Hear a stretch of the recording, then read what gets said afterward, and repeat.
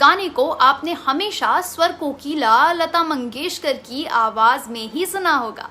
रहस्य और रोमांच से भरपूर फिल्म वो कौन थी में इस गाने के जरिए ऐसा सस्पेंस रचा गया कि देखने वालों के रोंगटे खड़े हो गए थे।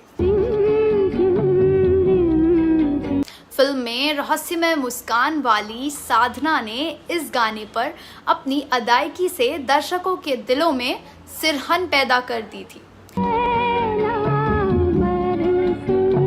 लेकिन क्या आप जानते हैं कि असल में साधना फिल्म में लता मंगेशकर के गाए गए गीत पर नहीं बल्कि एक महान संगीतकार के गाए गीत पर अदायगी की थी और उस संगीतकार ने वह गाना ऐसा गाया कि खुद लता मंगेशकर उस गाने को सुनकर हैरत में पड़ गई थी। आखिर क्यों उस गाने को पहले उस संगीतकार से गवाया गया और उसी गाने पर क्यों शूटिंग की गई? क्या है उस गाने के बनने की पूरी कहानी? इस वीडियो में मैं आपकी दोस्त और होस्ट नंदिनी आपको इस बारे में विस्तार से बताने जा रही हूँ, तो आप बने रहिए हमारे साथ।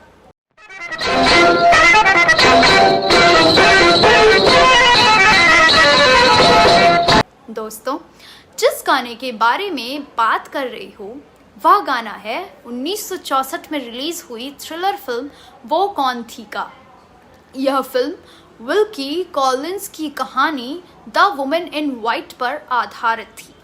कहा जाता है कि इस कहानी पर सबसे पहले गुरुदत्त ने राज नाम से फिल्म बनानी शुरू की थी, लेकिन वह फिल्म अधूरी ही रह गई थी।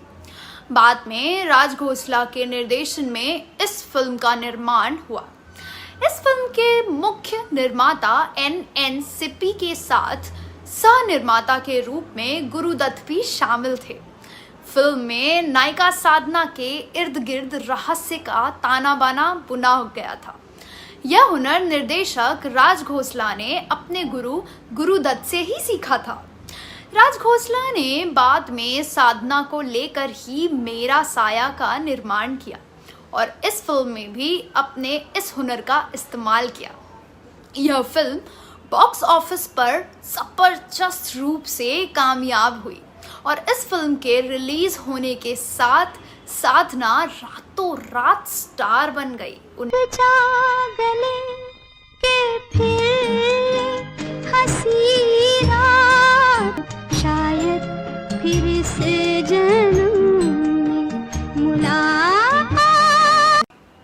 1949 की फिल्म महल के बाद वो कौन थी फिल्म भारतीय सिनेमा के इतिहास की ऐसी पहली थ्रिलर फिल्म बन गई थी जिसने रहस्य और रोमांच से भरी फिल्मों का फॉर्मेट तैयार किया और आने वाले समय में इस फिल्म को आधार बनाकर थ्रिलर फिल्में बनाई जाने लगी। बॉक्स ऑफिस पर धूम मचाने के अलावा इस फिल्म ने एक और इतिहास रचा था।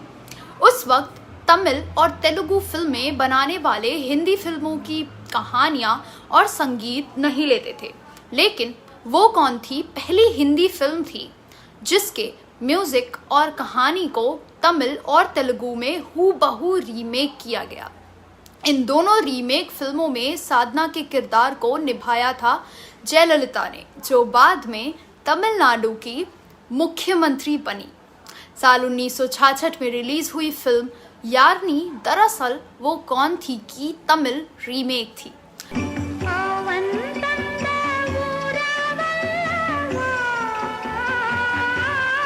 उसी साल जयललिता ने इस फिल्म के तेलुगु रीमेक में भी काम किया था। इस फिल्म का नाम था आमे इवरू। वो कौन थी के रीमेक फिल्मों में जयललिता दर्शकों के बीच छा गई।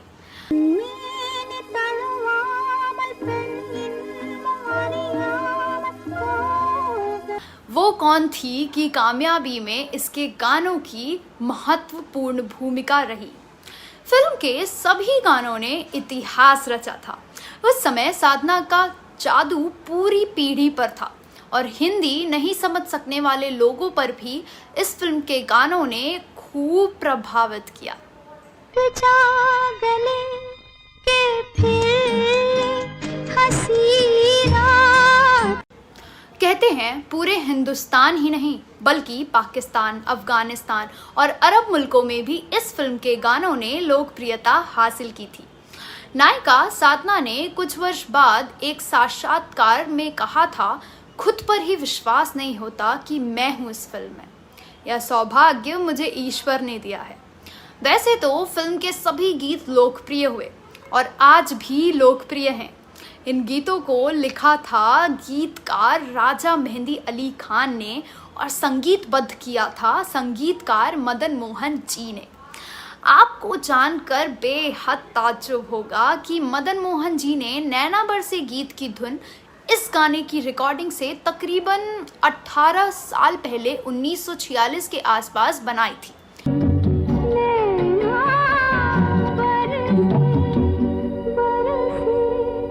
इस गाने की धुन मैंने रिकॉर्ड करने से 18 साल पहले बनाई थी। फिल्म में इस गाने को तो आप लता मंगेशकर की आवाज में सुनते हैं, लेकिन फिल्म की शूटिंग के लिए इस गाने को संगीतकार मदन मोहन जी से गवाया गया और उन्हीं के गाने पर शूटिंग पूरी की गई। यहाँ मदन मोहन जी की आवाज में उस गाने की झलक पेश है। अधूरा हूँ मैं अफसाना जो यादें चले। मदन मोहन जी के देहांत के बाद HMV ने श्रद्धांजलि स्वरूप जो CD जारी की, उसमें उन्होंने मदन मोहन जी की आवाज़ वाला वर्जन भी शामिल किया, जो उन्हें मदन मोहन जी के पुत्र संजीव कोहली से प्राप्त हुआ था। मदन मोहन जी की आवाज़ में इस गीत को सुनना एक अलग ही अनुभव प्रदान करता है।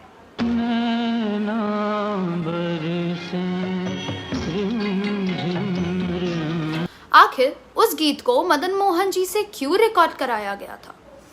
इस बारे में बताया जाता है कि वो कौन थी कि यूनिट शूटिंग के लिए शिमला में थी। साधना पर वह गीत फिल्माया जाना था, लेकिन उन दिनों लता मंगेशकर अस्वस्थ थी, जिसके कारण समय पर गीत रिकॉर्ड नहीं हो पा रहा था। ऐसे में उस गाने की शूटिंग नहीं हो पा रही थी। ऐसे में मदन मोहन जी ने अपनी आवाज़ में वह गीत रिकॉर्ड किया और शिमला भिजवाया ताकि शूटिंग पूरी हो सके।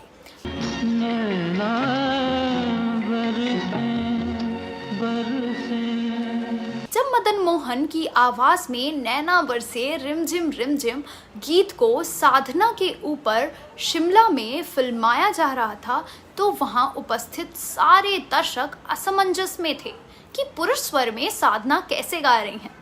बाद में उस गाने को लता मंगेशकर की आवाज़ में रिकॉर्ड कर लिया गया था और फिल्म में उस गीत को शामिल किया गया।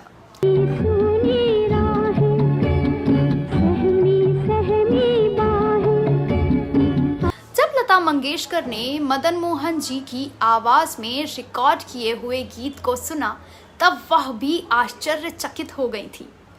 आपको बताते चले कि वो कौन थी को सर्वश्रेष्ठ संगीत के लिए उस वर्ष फिल्म फेयर अवार्ड्स में नॉमिनेट किया गया, लेकिन उनको अवार्ड नहीं मिला।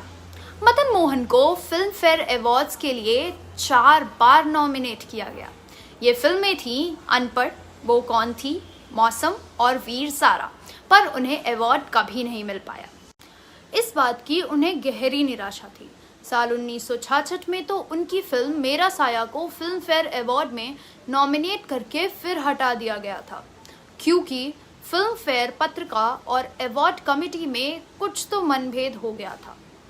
मेरा साया को हटाकर दो बदन को नॉमिनेशन में लिया गया था। उस वर्ष नॉमिनेशन में अन्य फिल्में भी थी, गाइड और सूरज, और अवार्ड सूरज को मिल गया था। लता मंगेशकर मदन मोहन जी को भाई मानती थी और उन्हें हर साल राखी बांधती थी। लता मंगेशकर जी ने इस गीत के मुतालिक कहा था, बड़े खुददार थे मदन भैया, अपने आदर्शों को वो किसी के सामने न झुकने देते थे न दबने देते थे। बड़े खुददार थे मदन भैया, अपने आदर्शों को वो किसी के सामने न झुकने देते थे न दबने देते थे। वो कौन थी के गीतों की सफलता पर मुमकिन था कि उन्हें एक बहुत बड़ा अवार्ड मिले, पर वो अवार्ड मदन भैया को नहीं मिला। वो कौन थी कि गीतों की सफलता पर मुमकिन था कि उन्हें एक बहुत बड़ा अवार्ड मिले। वो अवार्ड मदन भैया को नहीं मिला। और अवार्ड नहीं मिलने पर जब मैंने अफसोस जाहिर किया तब वह कहने लगे, मेरे लिए क्या ये अवार्ड कम है कि तुम्हें अफसोस हुआ। और ना मिलने पर जब मैंने अफसोस जाहिर किया तो वो कहने लगे, मेरे लिए ये क्या कम अवार्ड है कि तुम्हें अफसोस हुआ। आइए आप भी मदन मोहन जी के गाए गीत को YouTube पर सुने और इस दर्द को महसूस करें जो महान संगीतकार के सीने में दबा ही रह गया।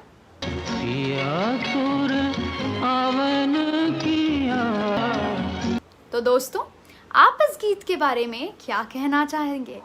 आपके पास इस गीत के बारे में कोई और जानकारी हो तो कमेंट बॉक्स में अवश्य साझा करें।